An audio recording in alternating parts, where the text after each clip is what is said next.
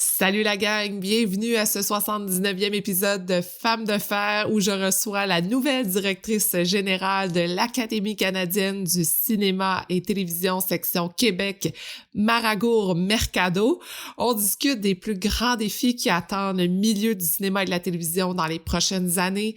Est-ce que c'est vraiment possible pour le Québec de se démarquer sur les plateformes internationales comme Netflix? Et quelle est la place de la diversité dans nos créations québécoises? On l'écoute dès maintenant. Bienvenue à Femmes de fer, le podcast qui vous aide à atteindre vos rêves les plus fous. Je suis votre animatrice Sophie Montminy, rédactrice, productrice et momtrepreneur qui veut toujours tout connaître sur tout. Je vous invite à vous joindre à moi chaque semaine où je m'entretiens avec des femmes inspirantes. Chaque jour, elles atteignent leur plein potentiel et elles vous donnent leurs secrets pour vous aider à réaliser vos objectifs. Vous êtes prêtes? Let's go! Salut Mara! Bonjour Sophie. Je suis vraiment contente de te rencontrer, Mara, parce que j'ai suivi ta carrière depuis, je veux pas dire depuis les débuts, mais en tout cas, on s'est côtoyés vraiment dans un moment, en tout cas moi, dans les débuts de ma carrière, où j'étais à la radio de CISM. Je faisais des entrevues avec soit les gens du cinéma québécois et d'ailleurs, et je parlais énormément de cinéma. Mon émission, c'était vraiment là-dessus. Et je me rappelais que tu étais relationniste pour des films que tu représentais et tout ça. Et je t'ai vu évoluer jusqu'à aujourd'hui. Alors, c'est pour ça que je suis très contente de te recevoir aujourd'hui parce que ton parcours m'impressionne et je pense que c'est important de le mettre de l'avant.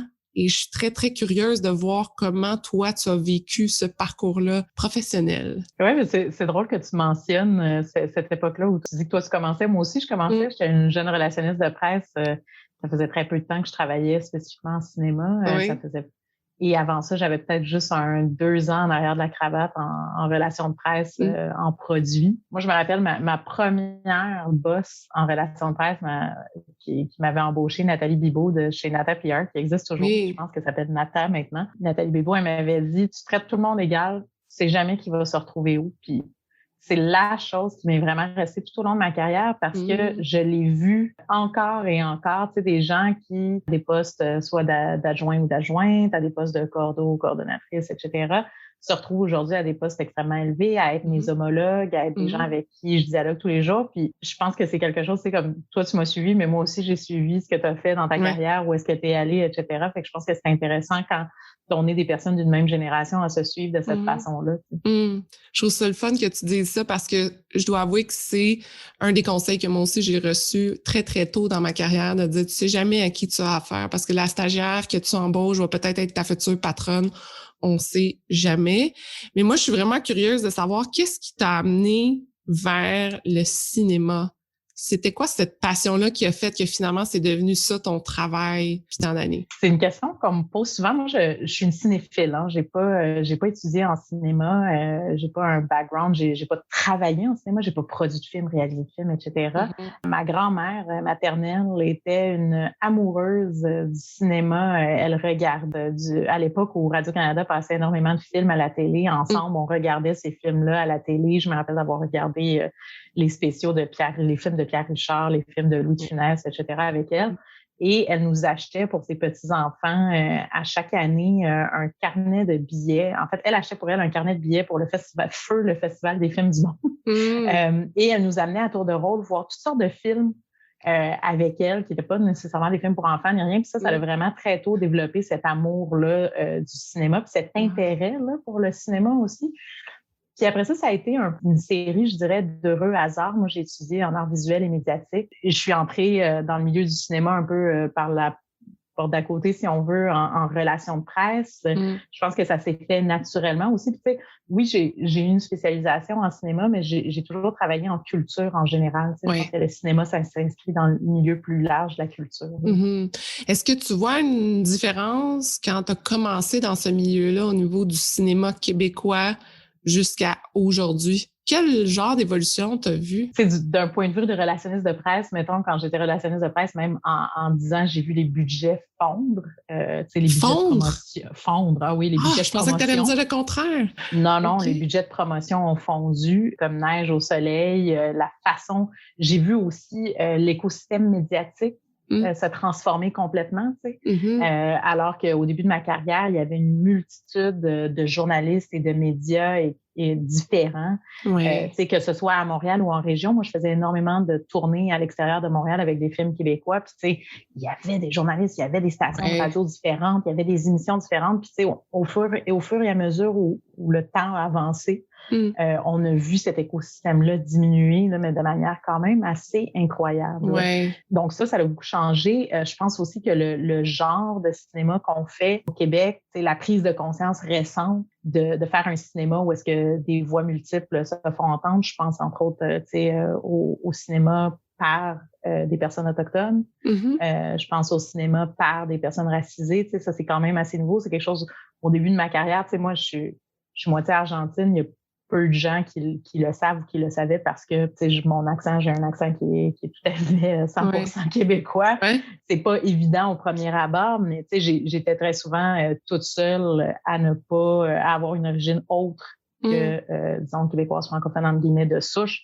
Ça a évolué aussi au fil du temps. Le milieu s'est ouvert, le milieu a changé. Puis j'ai eu la chance, moi, ce que je considère une chance incroyable, de travailler au RIDM, les Rencontres internationales du documentaire de Montréal, pendant 6 ans. Le cinéma documentaire est vraiment à l'avant-garde de tout ce qui est mouvements sociaux, de tout ce qui est réflexion sur la manière de faire du cinéma, sur la manière d'aborder les sujets, etc. Donc, je dirais que dès 2015, à travers les RIDM, tout ce qui était cette réflexion-là par rapport à où s'en va le cinéma, qui raconte les histoires, de quelle façon, c'était déjà là en documentaire en 2015, puis ça a pris un peu plus de temps à se rendre du côté de la fiction.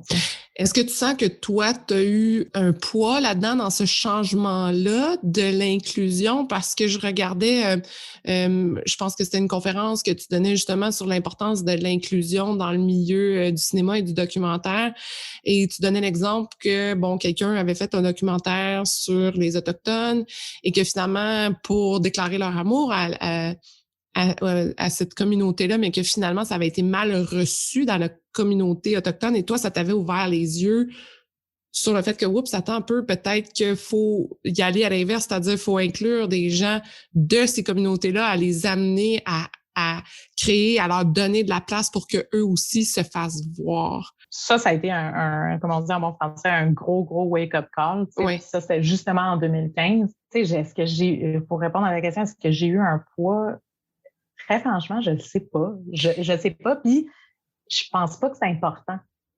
Je pense que l'important, c'est de faire des choses. Je pense que c'est le cumul de petites actions, de personnes, de beaucoup de personnes qui font beaucoup d'actions, qui vont arriver à quelque chose d'autre. Peut-être que j'ai eu une petite influence sur un cercle que je touche, mais je pense que d'amener du changement à l'intérieur des structures où moi je suis, c'est comme par exemple au RIDM, comme par exemple là, à l'Académie, pour que ces structures-là elles soient plus représentatives de ce qu'est la société québécoise aujourd'hui. Je pense que c'est quelque chose qui va au-delà de moi ou de mon... dans le fond, on rentre quelque part, on ouvre la porte, les autres rentrent aussi, puis c'est la force du nombre qui fait changer les choses. Mais j'écoutais justement cette conférence-là que tu avais donnée et ça me faisait... Je me disais, mon Dieu, mais quand tu as vu 2020 arriver, là, avec tous les changements et les discussions sociétés qui sont devenues vraiment publiques, tout le monde a dû se positionner ou avoir une réflexion ou se regarder. Toi, tu as dû faire comme, OK, moi, j'en parlais il y a 4-5 ans, puis là, tout d'un coup, ça explose, là. Moi, je trouve ça extraordinaire. En fait, je trouve ça extraordinaire que ça se rende dans le débat public. Je pense que c'est sain. Je pense qu'il faut que ça se rende vraiment à la société en général et que ce soit plus uniquement la chasse gardée, par exemple, d'universitaires ou d'un milieu de cinéma documentaire ou de certains milieux. Je pense que ça s'ouvre complètement dans l'imaginaire collectif puis que les gens s'approprient aussi ce langage-là. Je pense que, je me rappelle, justement, en 2015, comprendre tout le langage, toute la terminologie autour de l'inclusion, de la diversité, de l'équité. Puis c'est une terminologie, puis c'est un champ lexical ou appelons ça comme ça, qui évolue constamment. Oui. Parce que c'est un peu, c'est comme la langue, c'est quelque chose qui est vivant, qui est en constante évolution selon les personnes qui changent les mouvements, qui font évoluer les mouvements, etc. Puis moi, j'ai une admiration quand même assez grande pour les personnes militantes qui sont à l'avant-garde de ça. Je veux dire, toi, tu dis, toi, en 2015, tu l'avais déjà vécu, mais les personnes qui militent, là, c'est depuis toujours. Tous ces mouvements-là, c'est ces personnes-là qui ont réussi à amener ça, justement, qui ont réussi à ce que 2020 arrive. Oui. Est-ce que, en étant directrice des rencontres internationales documentaires de Montréal, est-ce que ça t'a sensibilisé à certains sujets que tu n'étais pas au courant? Qu'est-ce que ça t'a amené, le cinéma documentaire, que tu n'avais pas avant? Ça l'a amené deux choses, ouvert mes horizons par rapport au langage cinématographique. C'est drôle d'en parler. Habituellement, quand on parle de langage cinématographique, on parle plutôt de cinéma de fiction. Pour moi, le documentaire, ça a vraiment été de découvrir un monde où est-ce qu'il y a une liberté de création parce que c'est des petits budgets, beaucoup, parce que c'est des petites équipes, parce qu'on est avec de l'humain. La matière première, c'est beaucoup les humains en documentaire. Ça crée un cinéma qui a une liberté quand même assez extraordinaire. Ça m'a aussi ouvert énormément le fait de travailler au RIDM à des réalités de partout dans le monde. Je pensais que j'étais quelqu'un d'assez ouvert qui connaissait quand même la politique internationale, qui avait quand même un intérêt pour ce qui se passait à l'extérieur du Québec, du Canada, puis même de l'Amérique du Nord. Mais en travaillant en documentaire, c'est là que tu vois, wow, il y a tellement de sujets partout dans le monde, puis tous ces sujets-là ont une importance. Puis après ça, ben c'est sûr que d'avoir vécu cette problématique-là en 2015 au RIDM par rapport à la souveraineté narrative des Autochtones, moi, ça m'a complètement ouvert les yeux, puis ça a changé ma perspective par rapport à ça. L'importance de la souveraineté narrative, l'importance d'ouvrir des espaces puis de donner la place à des voix autochtones dans notre milieu de travail, en cinéma, en télévision, en médias numériques, dans tout ce qu'on fait, en culture en général. Je connaissais de très loin, je pense, comme la plupart des Québécoises puis des Québécois, tu sais, ce qu'on apprend à l'école, c'est très, très peu sur l'histoire autochtone. C'est fait d'un point de vue de personnes blanches qui, tu sais, ils vont vraiment en surface. C'est quand tu entres en contact, peu importe par quelle voie, avec des cultures autochtones. Puis encore aujourd'hui, tu sais, je suis absolument pas une spécialiste de quoi que ce soit. Je m'informe comme tout le monde, tu sais, à travers les différents médias, à travers des lectures. Je pense que ce que j'ai développé, c'est pas nécessairement une connaissance, mais c'est plutôt une sensibilité. Puis ça, c'est ce que le documentaire amène. Et moi, j'essaie de voir, quand il y a quelques années, je trouvais pas que le documentaire avait ses lettres de noblesse. C'était souvent comme un genre qui était mis, t'écoutes des documentaires. Disons qu'il y avait pas beaucoup de monde autour de moi qui écoutait des documentaires. Mais dans les dernières années, j'ai comme vu un changement où j'ai vu que les gens ont eu ce besoin-là d'avoir d'autres sources d'informations que les médias, et le documentaire a comme pris cette place-là. Est-ce que c'est juste moi qui ai cette impression-là? Je ne sais pas, mais j'ai l'impression que, si je donne Netflix, par exemple, parmi tant d'autres, ça a rendu accessible ce genre de façon de communiquer, de nous faire découvrir des sujets qu'on parlera peut-être pas dans les médias en général, mais que, oups, il y a quelque chose d'important, on va aller l'écouter.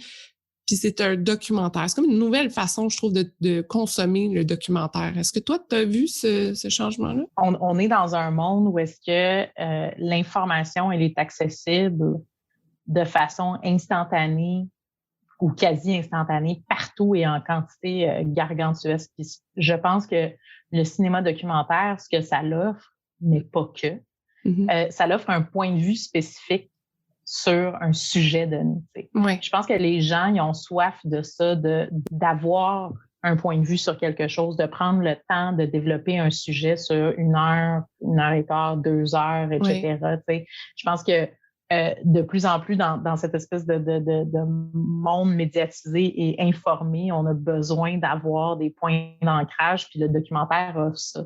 Par contre, quand j'étais au RIDM, puis encore aujourd'hui, je fais toujours attention, tu sais, le documentaire, le cinéma documentaire, ce n'est pas de l'information. C'est du cinéma. c'est un auteur, une autrice, un réalisateur, des cinéastes, une réalisatrice qui braque une caméra sur quelque chose d'une certaine façon, avec leur bagage, avec leurs opinions, avec etc.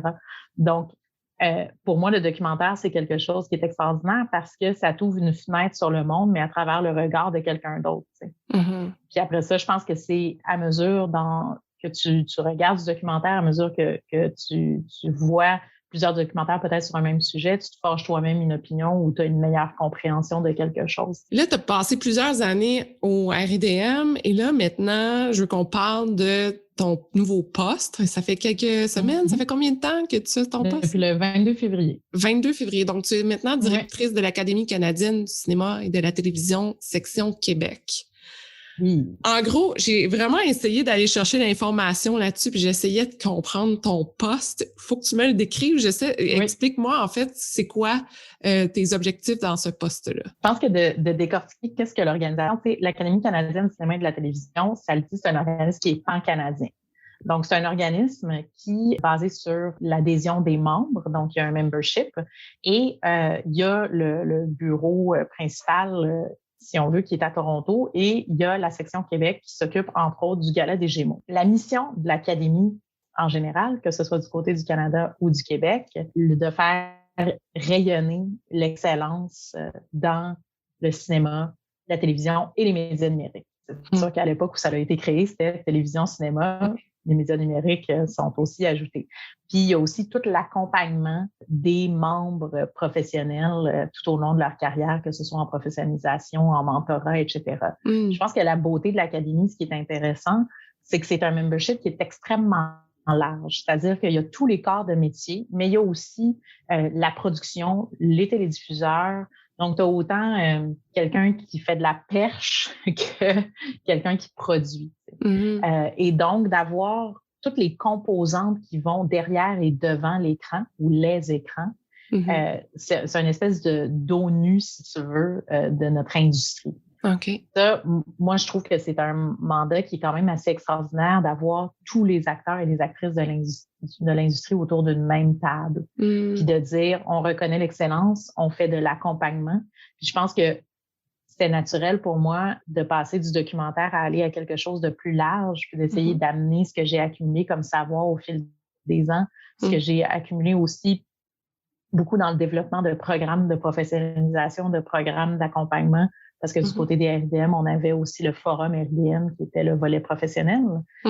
Donc, quand j'étais là-bas, je faisais de la programmation, entre autres, de ce côté-là. Je pense que c'est quelque chose que du côté de l'Académie va aussi être extrêmement intéressant. Puis, le fait de participer au rayonnement de l'excellence et de la créativité de l'industrie québécoise, du côté du Canada, puis d'amener ça du côté du Canada, d'amener ça du côté de l'international, puis que ce soit un levier de rayonnement pour les talents d'ici, puis pour les talents canadiens francophones, moi, je trouve ça quand même assez extraordinaire aussi. Donc, moi, mon mandat, c'est vraiment naturellement le Québec avec les Gémeaux, etc. Mais c'est aussi plus largement la francophonie canadienne. C'est quand même un gros mandat parce que souvent, je trouve que la culture francophone québécoise est difficile à exporter. Est-ce que c'est parce qu'on manque de financement, de moyens pour l'amener à son plein potentiel, dans le fond? Ou est-ce que c'est un sentiment d'imposteur de dire comme « Ah ouais, mais on est-tu capable de prendre notre place, nous autres aussi? On est capable, mais c'est pas facile. » Comment, toi, tu vois ça, cette façon-là de mettre la culture québécoise de l'avant? Historiquement, moi, j'aime beaucoup l'histoire. Historiquement, le Québec, ça fait pas si longtemps que ça qu'on a vraiment mis notre culture de l'avant puis qu'on utilise la culture comme moteur de développement puis comme moteur d'exportation. On s'entend, la Révolution tranquille, en termes historiques, c'est hier. 1960, il y a vraiment pas longtemps. Et donc, pendant longtemps, tout cet écosystème-là de culture s'est développé pour favoriser la production de télévision et de cinéma au Québec, pour favoriser les créateurs et les créatrices d'ici, etc. Donc, il y a un écosystème un peu en vase clos qui s'est créé où est-ce que tu pouvais faire toute ta carrière au Québec Ouais. Et ça te suffisait, c'est-à-dire qu'il y avait suffisamment de financement, il y avait assez de travail, il y avait de la diffusion, le public était au rendez-vous, etc. Ça a fonctionné très bien pendant quand même assez longtemps. Là, avec l'avènement des plateformes sur demande, ça a complètement changé ce modèle-là. Puis je pense que le Québec peine encore un peu, en fait, peine à trouver sa place là-dedans, puis à trouver sa singularité. T'sais. Alors qu'avant, le Québec créait principalement pour le Québec et créait d'excellents contenus dont une partie s'exportait. Je pense que là, il faut que les créateurs et les créatrices, puis du côté de la production aussi, puis même les financeurs, c'est tout l'écosystème qui doit repenser comment est-ce que à l'intérieur de ce marché-là globalisé, comment est-ce que nous, on trouve notre place en tant que cinéma national? Comment est-ce qu'on trouve une façon de s'exporter? Pourquoi est-ce qu'on le fait? Puis comment est-ce que les institutions peuvent venir appuyer avec du financement? Comment est-ce que la diffusion peut se faire autrement? Donc, c'est vraiment de repenser ce système-là. Puis là, on est en plein dedans. Tu sais, il y a la révision de la loi C10 sur la télé et la radiodiffusion. Je pense qu'en ce moment, disons que les plaques tectoniques sont en train de bouger pour voir comment le Québec se positionne là-dedans. Oui, parce que, tu sais, on peut pas se battre non plus contre tous ces gros monstres-là internationaux qui arrivent et qui s'installent malgré nous dans nos vies et qui deviennent naturels de dire, ben oui, j'écoute Netflix, j'écoute Prime, j'écoute Apple TV+, bon. Ça existe. On peut pas vraiment se battre contre ça, mais on peut-tu nous profiter de ça et se positionner? Tu sais, je pense, comment qu'on fait pour se dire, hey, nous autres aussi, on a une place là. C'est pas vrai que c'est juste les autres qui vont profiter de ces grosses plateformes-là. Pourquoi nous, on n'embarque pas là-dedans? Mais c'est quand même épeurant de rentrer là-dedans parce que c'est beaucoup d'inconnus. C'est beaucoup d'inconnus, c'est beaucoup de travail. Oui. C'est aller compétitionner avec le monde entier. Tu sais. Oui.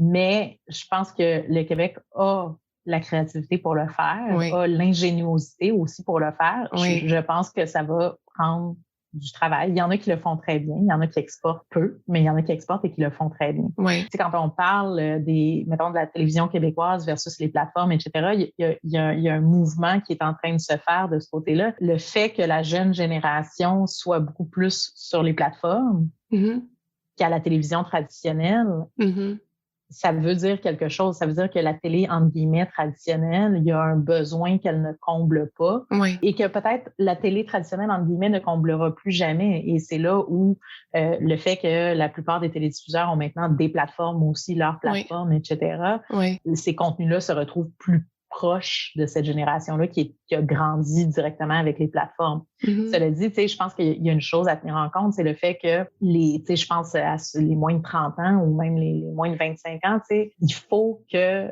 la production au Québec réponde à leurs attentes et leurs envies, tu sais. Puis je pense que là, on revient aussi à la représentativité, tu sais. Il y a toute une génération qui ne se reconnaît pas dans la télé québécoise, qui n'a pas pris l'habitude de regarder Passe-Partout, Ouattatata ou peu importe, parce que cette génération-là ne se reconnaît pas dans les émissions.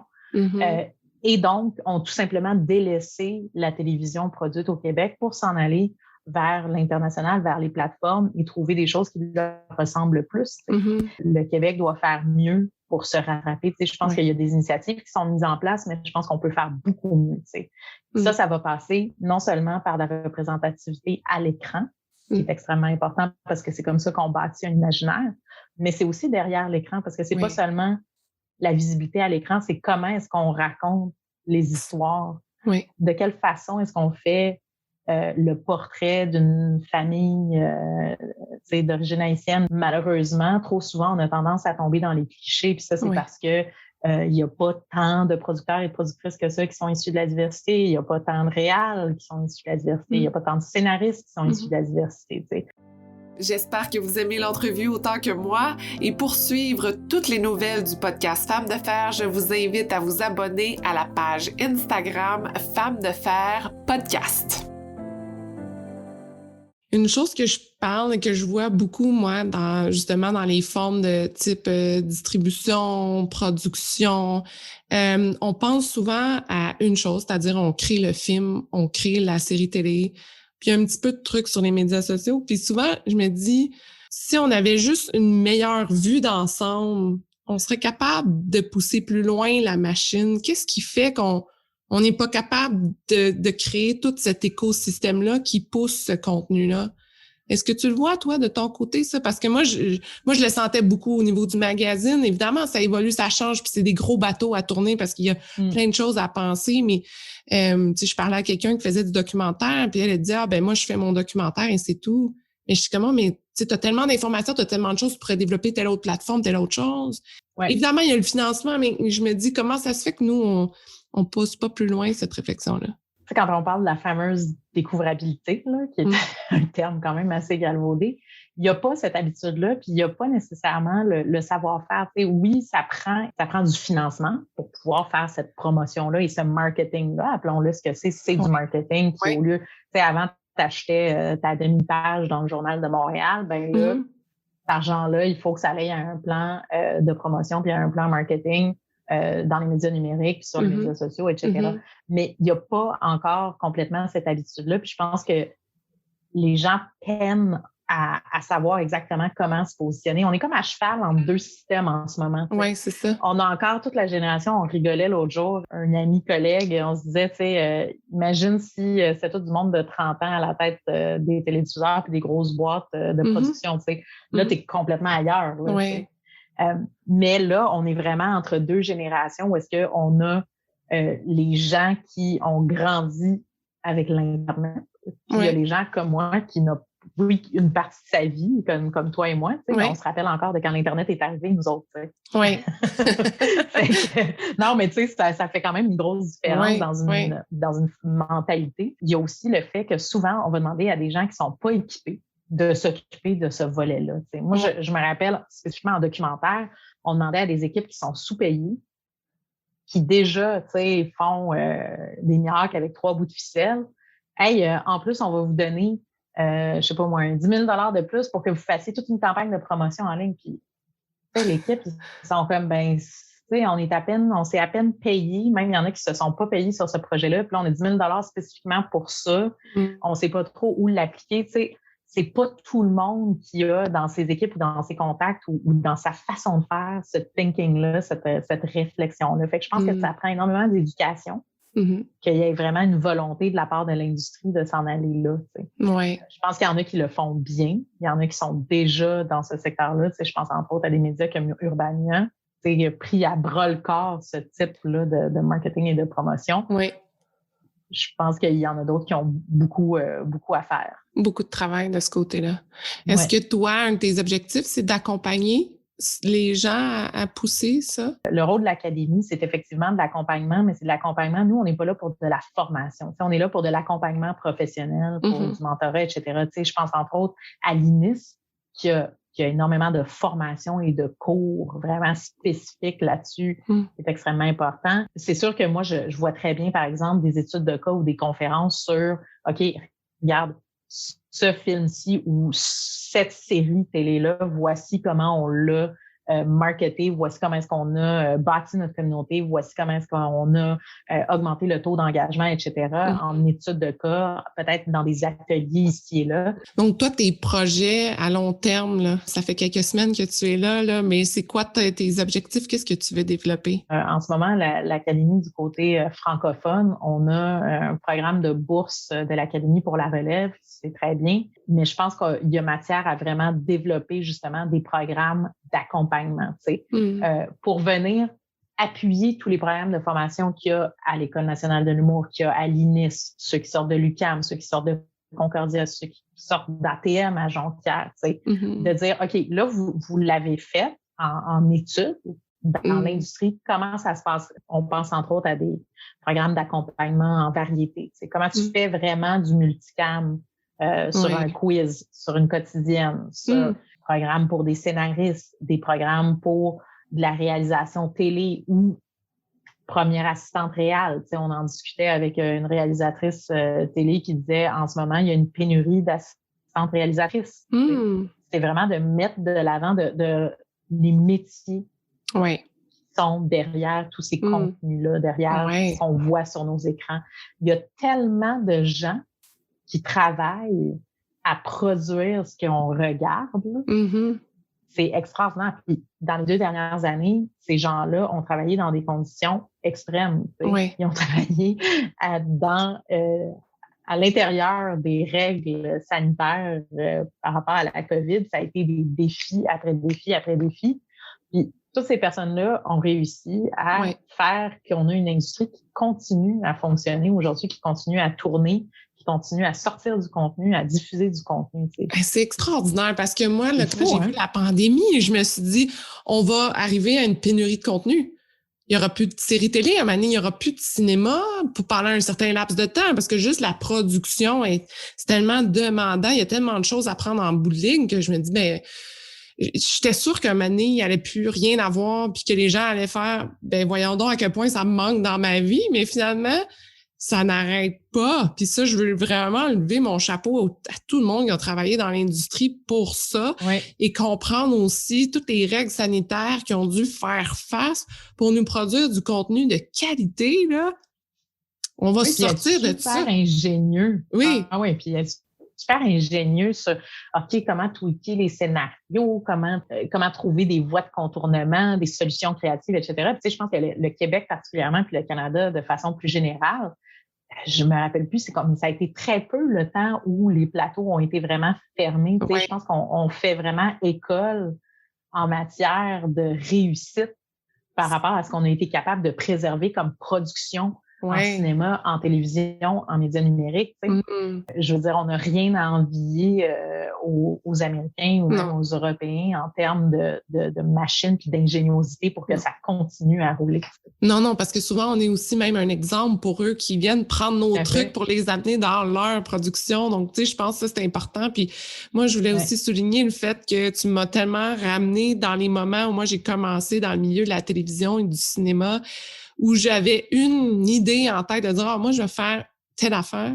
Puis quand j'ai mis le pied sur un plateau et que j'ai vu tout ce qui existait, mais je n'étais pas au courant malgré le fait que, oui, j'ai étudié en cinéma, oui, on me présentait qu'est-ce qu'il y avait, mais c'était pas vraiment mis de l'avant. Tu sais, à part être réalisateur, bon, OK, mais tu sais, c'était pas mis de l'avant chaque métier. Et quand on met le pied là-dedans, on fait comme, wow, OK, mais peut-être qu'il y a d'autres choses qui me passionnent puis je sais même pas, tu sais. Donc, de mettre en valeur tous ces métiers-là, moi, ça m'avait fasciné quand j'étais rentrée dans ce milieu-là parce que j'étais perdue pendant un moment. J'étais comme, OK, mais je veux tout faire. Tout a l'air incroyable. Donc, je pense que c'est important de valoriser tous ces métiers-là qu'on ne connaît pas du tout quand on regarde une émission de télé, dans le fond. Il y a beaucoup de gens qui, comme tu dis, étudient en cinéma, mais ne connaissent pas à part production, réalisation puis peut-être DOP. C'est ça. Les autres métiers, je veux dire, il y en a tellement là, que tu parles de tout le monde qui sont à la régie, les aiguilleurs. Il y a tellement de métiers spécifiques à la télévision, spécifiques au cinéma, spécifiques aux médias numériques que les gens ne connaissent pas. Puis ça, je pense que c'est des travailleuses et des travailleurs de l'ombre qu'il faut faire rayonner. Oui. Parce que c'est des carrières qui sont intéressantes, c'est des milieux qui sont créatifs, c'est des milieux qui sont vraiment une source d'inspiration, tu sais. Oui, puis quand on les met de l'avant aussi, ça nous permet de pousser plus loin chaque métier. Tu sais, je regarde comment les gens qui se développent tellement bien en multiplateforme, c'est qu'ils ont aussi eu une liberté de création de ce côté-là, de dire, ben notre métier change, donc voici comment qu'on le réinvente, là, parce que faut trouver une autre façon de le mettre de l'avant. Tu sais, puis je pense beaucoup à Radcan qui, eux, mettent tellement d'importance sur tout ce qui est, les vidéos YouTube, Instagram et créer des documentaires que j'écoute, que j'aurais jamais écouté parce que, j'écoute moins la télé, mais j'étais allée l'écouter sur IGTV, tu sais, puis je suis restée là, j'ai été fascinée, puis j'étais comme, wow, le journaliste a fait une job incroyable, puis je suis tombée là-dessus parce que je suis sur les médias sociaux. Tu sais, en tout cas, encore une fois, je lève mon chapeau à l'audio. Tu sais, aussi. Toi, t'es là, tu fais du la balado, podcast, tu sais. Exactement. Puis ça, c'est encore un médium qui se développe énormément au Québec. Il y a encore de la place pour grandir, mais je pense qu'aujourd'hui, puis moi, c'est ce que je trouve aussi extraordinaire avec ceux qu'on appelle toujours la relève. Mais c'est vrai, c'est de voir que eux, ils créent des histoires, ils créent du contenu. Puis après ça, le contenant, là où ça va vivre, ça n'a plus la même importance que ça l'avait à une certaine époque. Oui, c'est vrai. ils vont choisir tout simplement qu'est-ce qui se prête le mieux à cette histoire-là ou à ce type de contenu-là ou à ils vont pas se cantonner à dire moi je fais que du cinéma, moi je fais que de la télé ou moi je fais que telle affaire. Ils vont faire un peu de tout. Ton plus grand défi, tu penses que ça va être quoi? C'est une excellente question. Je pense que mon plus grand défi, ça va être de travailler sur ma patience parce que j'ai envie de tout faire. De tout faire rapidement.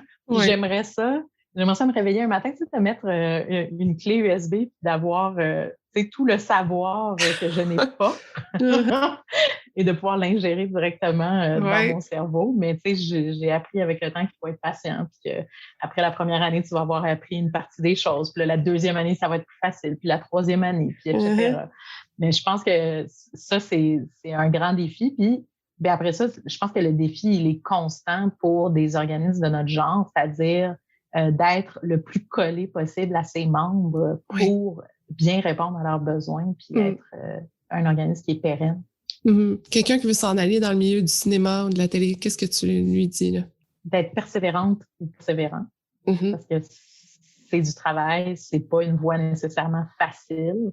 Puis je dirais aussi d'explorer tous les métiers. Si on vient de parler de tous les métiers inconnus, là, oui, c'est sûr que c'est toujours réal, prod, DOP, mais il y a tellement de métiers. Je dirais, explore, c'est quoi tous les métiers qu'il y a dans notre industrie. En terminant, je veux savoir qu'est-ce que ça veut dire pour toi, femme de fer? Je pense que ça veut dire des femmes, pour moi, qui sont capables de se tenir dans leurs convictions. Oui, le fer, mais moi, j'aime bien la notion de roseau, disons un fil de fer ou un petit bâton de fer, qui c'est ça, qui est capable de ployer, mais qui ne va pas briser puis qui va être capable d'avancer en ayant ses convictions. Je pense que c'est extrêmement important en tant que femme d'ouvrir la porte pour les autres. Et peu importe où tu vas dans ta vie, il faut toujours que tu penses à laisser la porte ouverte pour les autres femmes qui vont suivre. C'est ouvrir la porte à des gens qui n'ont pas nécessairement eu les mêmes opportunités que nous autres. Et ça, c'est super important. Puis des fois, c'est juste des petits gestes aussi, des choses qu'on se rend pas compte qui finalement peuvent ouvrir la porte à d'autres. Oui, puis juste par rapport à ça, je vais juste dire une chose. Moi, je vais me rappeler aussi toute ma vie, on a suivi une formation avec une femme qui s'appelle Evan Souchette, qui travaillait chez Diversité Artistique Montréal. Puis on parlait de l'embauche, comment est-ce qu'on peut faire pour avoir plus de candidatures de personnes racisées, de personnes issues de la diversité. Puis elle disait quelque chose d'extrêmement simple, mais qu'on voit toujours sur les offres d'emploi, c'est excellente maîtrise du français. Puis que pour une personne qui est francophone, puis même si c'est quelqu'un qui fait quand même qui fait des erreurs de français ici et là, qui fait des fautes d'orthographe, tout ça, la personne va quand même poser sa candidature. Une personne dont le français n'est pas sa première langue, quand cette personne-là, habituellement, va avoir excellente maîtrise du français, elle va toujours ou presque se disqualifier automatiquement et dire « Ah, mon français n'est pas assez bon ». Fait qu'elle nous disait, imagine si vous changez ça par bonne maîtrise du français ou tout simplement maîtrise du français. C'est minuscule comme geste. Et ça m'est vraiment resté, c'est quelque chose de très, très petit et qui peut sembler anodin, mais qui a énormément de répercussions sur quel type pour qui t'ouvre la porte. Pour revenir à cette idée d'ouvrir. Oui. Merci beaucoup, beaucoup, Mara, pour ce temps que tu as pris, que tu n'as pas, mais que tu as pris pour venir me jaser. J'imagine qu'il y a bien des courriels qui rentrent présentement puis des notifications qui t'attendent, mais... Je les regarde pas. Je les regarderai après. Mais merci à toi pour l'invitation. Vraiment, très, très apprécié. Merci, Mara. Merci à toi. Merci d'avoir été à l'écoute. J'espère que vous êtes incroyablement inspirés pour vos projets. Si ça vous intéresse de garder contact, rendez-vous sur Instagram sur le compte de Femmes de Fer ou abonnez-vous à l'infolettre. Et si vous aimez l'épisode, vous pouvez laisser un commentaire. C'est ce qui me motive à trouver les meilleures femmes de fer pour vous. Et je vous dis à la prochaine.